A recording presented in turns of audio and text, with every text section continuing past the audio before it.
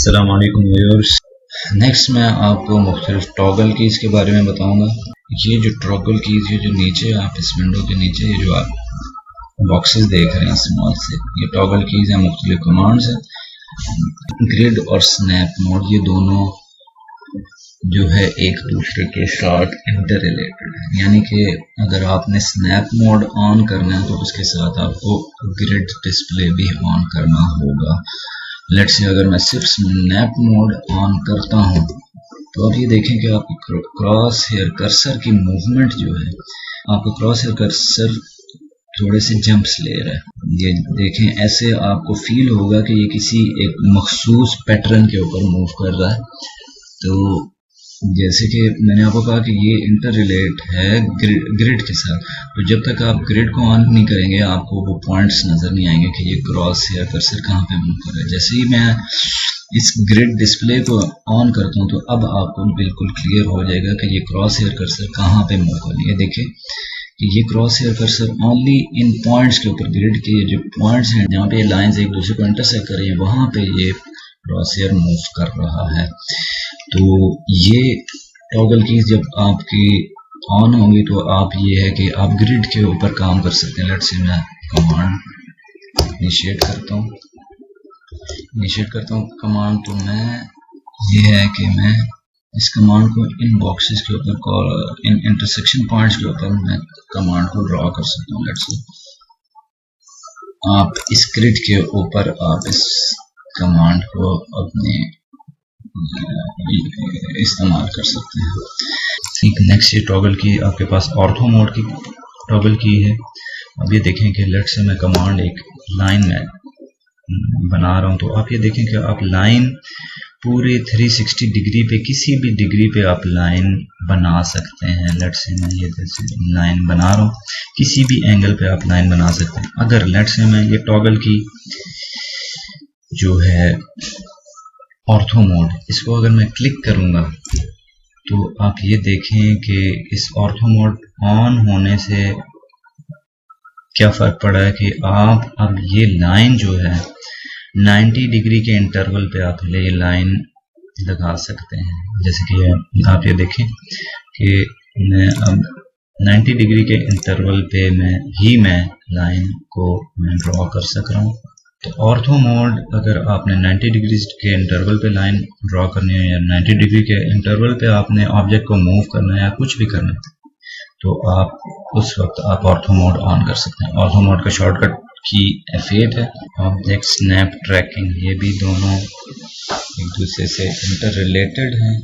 अगर आप इनको क्लिक करेंगे तो लेट्स से मैं अब ये लाइन में किसी भी पॉइंट से, लेट्स से इस पॉइंट से मैं लाइन यहाँ से मैं नहीं बनाना चाह रहा, लेट्स से मैं थोड़ा फासले से बनाना चाह रहा हूँ। तो ये देखें आप इस पॉइंट से आगे जैसे जैसे मैं कर्सर मूव कर रहा हूँ तो आपको ये ग्रीन डॉटेड लाइन नज़र आ रही है, तो ये इस पॉइंट को ट्रैक कर रही है। तो लेट्स से मैं यहाँ पे लाइन क्लिक करता हूँ तो ये देखें बिल्कुल उसके एग्जैक्ट सीध में एक लाइन मैंने एक गैप में मैंने बनाई है। तो ये ट्रैकिंग की मदद से मैंने की है। अगर लेट्स से मैं ये ऑब्जेक्ट स्नैप ट्रैकिंग और ऑब्जेक्ट स्नैप को मैं ऑफ करता हूं तो फिर मैं ये ट्रैकिंग नहीं कर सकता। जैसे कि आप ये देखें लाइन की मैं कमांड करता हूं तो ये देखें आप, मैं इस लाइन के ऊपर कोई सा भी ये एंड पॉइंट्स और कुछ भी नहीं आ रहा। मैं इसके ऊपर कर्सर लेके जा रहा हूं तो कुछ भी नहीं आ रहा।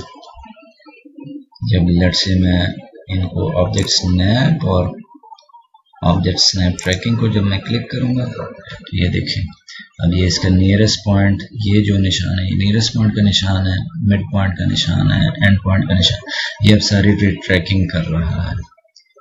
तो हम जब भी ड्राइंग बनाएंगे तो हमें ये ऑब्जेक्ट स्नैप और ऑब्जेक्ट स्नैप ट्रैकिंग इनको हमने लाजमी ऑन रखना है। 3D ऑब्जेक्ट स्नैप हम 2D ड्राइंग में हम ऑन नहीं करेंगे क्योंकि ये 3D ड्राइंग में ये इस्तेमाल होता है।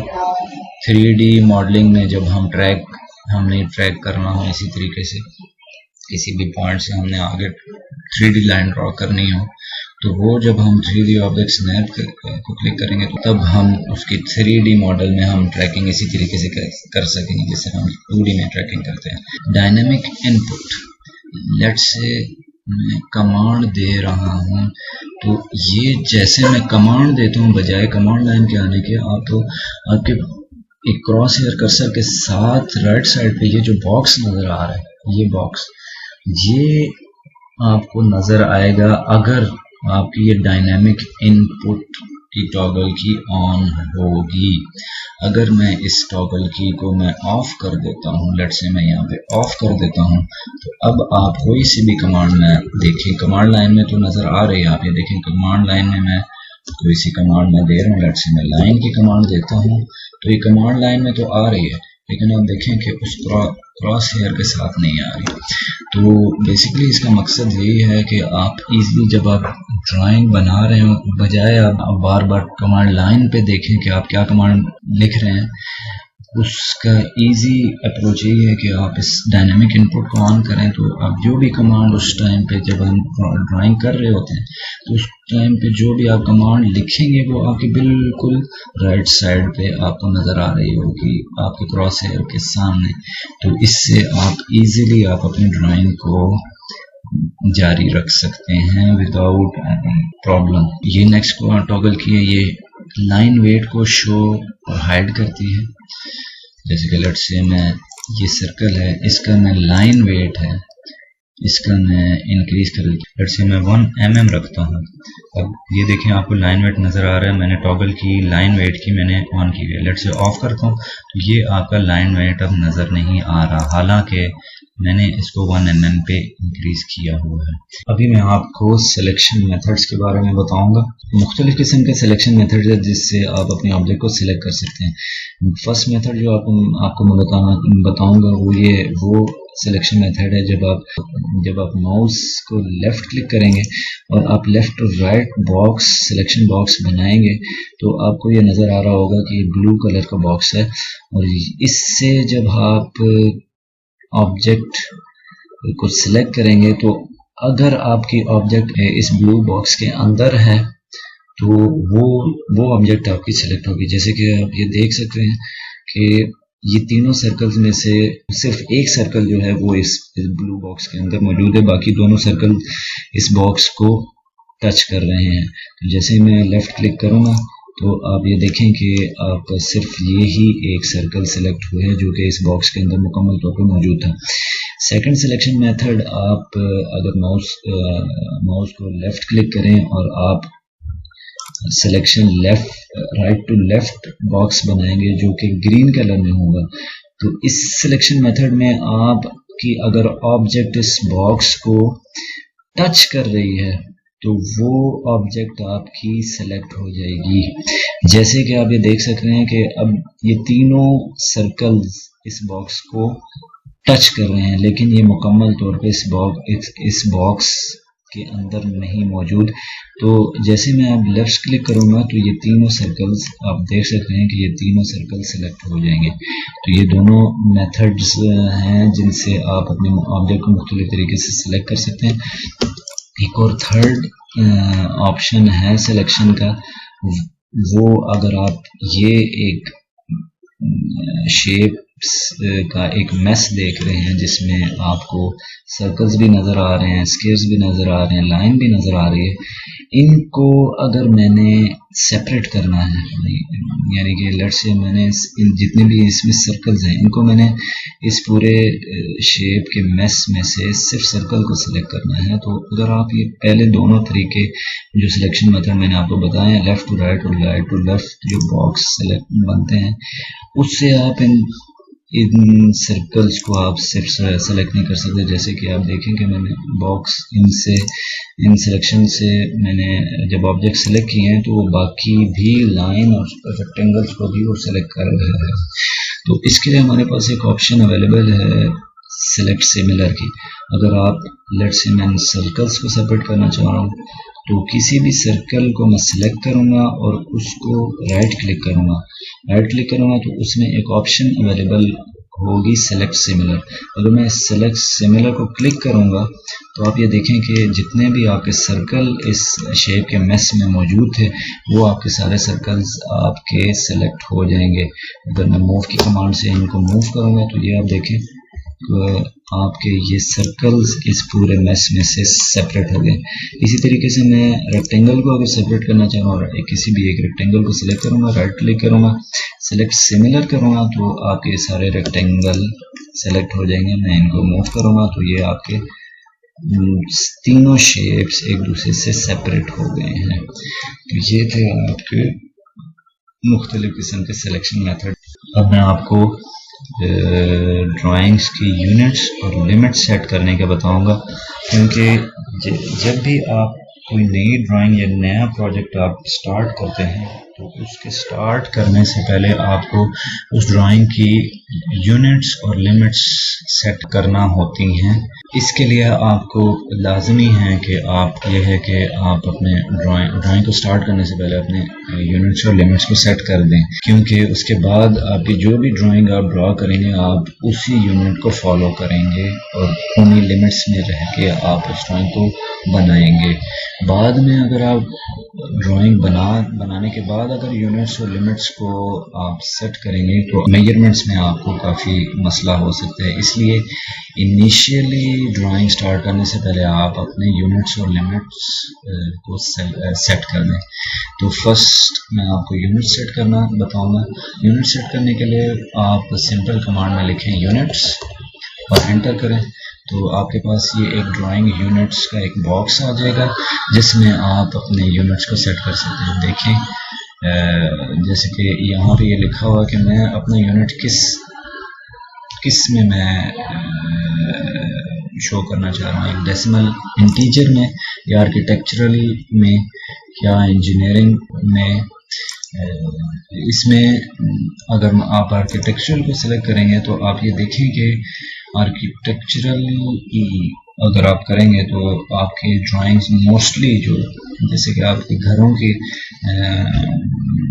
लेआउट्स होते हैं, कमरों के या किसी भी डोर के या विंडोज़ के जो आपके सिंबल होते हैं वो आपके आर्किटेक्चरल में बने होते हैं और उनके साइजेस फीट्स और इंचेस में डिफाइन होते हैं।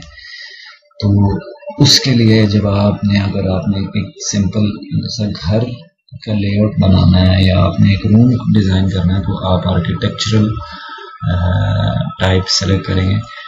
लेकिन अगर आपने कोई बहुत बड़ा एक हाउसिंग स्कीम डिज़ाइन करनी है या एक हाउसिंग सोसाइटी डिज़ाइन करनी है जिसमें आप मुख्तलिफ प्लॉट्स के साइजेस आप डिफाइन करेंगे तो उसके लिए आप डेसिमल इंटीजर आप सेलेक्ट करेंगे और उनका जो स्केल है वो आप किसी भी यूनिट में आप सेलेक्ट कर सकते हैं, आया इंचेस में, फीट में, माइल्स में, मिलीमीटर में, सेंटीमीटर, किसी में भी आप मतलब आप यूनिट्स को सेट कर सकते हैं। आप यूनिट स्केल आप इधर से अपना सेलेक्ट कर सकते हैं। तो लेट्स से मैं अपना यूनिट स्केल मिलीमीटर में सिलेक्ट करता हूँ तो और ऊपर टाइप मैंने डेसिमल दी है। तो इसका मतलब ये है कि अगर हम कोई सा भी ड्राइंग में कोई सा भी नंबर अगर हम डिनोट करेंगे तो वो नंबर जो है वो मिलीमीटर को शो कर रहा होगा। अगर लेट्स से मैं 100 की लाइन में बनाता हूँ तो 100 मीन्स 100 मिलीमीटर की लाइन मैंने ड्रॉ की है। इसी तरीके से प्रिसीजन मैं आफ्टर डेसिमल पॉइंट 2 0 सेलेक्ट करूँगा। इसी तरीके से एंगल में भी एंगल आप डेसिमल डिग्री को सिलेक्ट करूँगा और इसकी भी प्रिसीजन आफ्टर डेसिमल 2 पॉइंट्स वो सेलेक्ट करूँगा। इस तरीके से हमने यूनिट्स को सेट कर दिया, हमने ओके दबाना। फिर इसके बाद हमने अपने ड्राइंग के लिमिट्स को डिफाइन करना है कि हम ये जो एरिया है जिसमें हम ड्रॉ करना चाह रहे हैं उसकी लिमिट क्या है। उसकी टोटल लिमिट क्या है। उसके लिए हम लिमिट्स डिफाइन करेंगे, अपने पेज की लिमिट्स डिफाइन करेंगे। तो उसके लिए हमने कमांड टाइप करनी है लिमिट्स और एंटर करेंगे। तो अब आप कमांड लाइन बार को अगर आप देखेंगे तो कमांड लाइन बार में लिखा हुआ है कि स्पेसिफाई लोअर लेफ्ट कॉर्नर। तो वो हमें इस कॉर्नर के बारे में कह रहा है कि इस कॉर्नर के दोनों कोऑर्डिनेट्स एक्स कोऑर्डिनेट और वाई कोऑर्डिनेट आप मेंशन करें। तो मैं क्योंकि इस पेज के लिमिट्स डिफाइन कर रहा हूं तो ये हमने दोनों 0 0 रखने, इनिशियल लोअर लेफ्ट कॉर्नर 0 0 ही रहेंगे, जैसे कि ऑलरेडी कमांड लाइन में 0 0 ऑलरेडी मौजूद है। तो हम सिंपल इधर एंटर करेंगे। नेक्स्ट कमांड लाइन हमें कह रहा है कि स्पेसिफाई अपर राइट कॉर्नर, ये वाला कॉर्नर वो कह रहा है कि इसकी कोऑर्डिनेट्स आप एक्स और वाई एक्सिस के कोऑर्डिनेट्स मेंशन करें। तो लेट्स से मैं क्योंकि मेरे यूनिट्स मिलीमीटर में है तो लेट्स से एक्स एक्सिस 1000 मैंने डिफाइन किया है, और जब वाई एक्सिस का कोऑर्डिनेट मैं जब दूंगा तो कॉमन लिखूंगा और वाई एक्सिस का 1000 लिखूंगा। 1000 मीन 1 मीटर। अगर आप इसको कन्वर्ट करेंगे तो 1000 millimetre is equal to 1 metre. तो ये 1 बाय 1 मीटर का एक लेआउट है। तो वो मैंने इसके लिमिट सेट कर दी है और एंटर कर दिया। तो ये हमारा पेज सेट हो गया है जी, जिसके लोअर लेफ्ट कॉर्नर के कोऑर्डिनेट्स है 0 0 और अपर राइट कॉर्नर के कोऑर्डिनेट्स है 1000 इंटू 1000। अगर इस पूरे पेज को मैंने देखना है तो उसके लिए मैंने कमांड टाइप करनी है जी इंटर फॉर जूम, और जूम मैंने कितना करना है, ऑल जूम आउट करना है मैंने ऑल के लिए ए है। तो मैं ए करूँगा और एंटर करूँगा तो मेरा ये पूरा पेज जो है जूम आउट हो गया। अब मैं इसकी टोटल लिमिट में देख सकता हूँ, जैसे कि मैं आपको शो भी कर सकता हूँ कि कोई सी भी मैं command let's say line enter करता हूँ तो ये आप देखें क्रॉस हेयर कर्सर है, इसको मैं जब नीचे लेके जाता हूँ तो आप ये देखें, आप एक तो ये जो पोजीशन आपकी जो हाईलाइटेड है ये आप देखें कि नंबर आपका 0 के करीब है।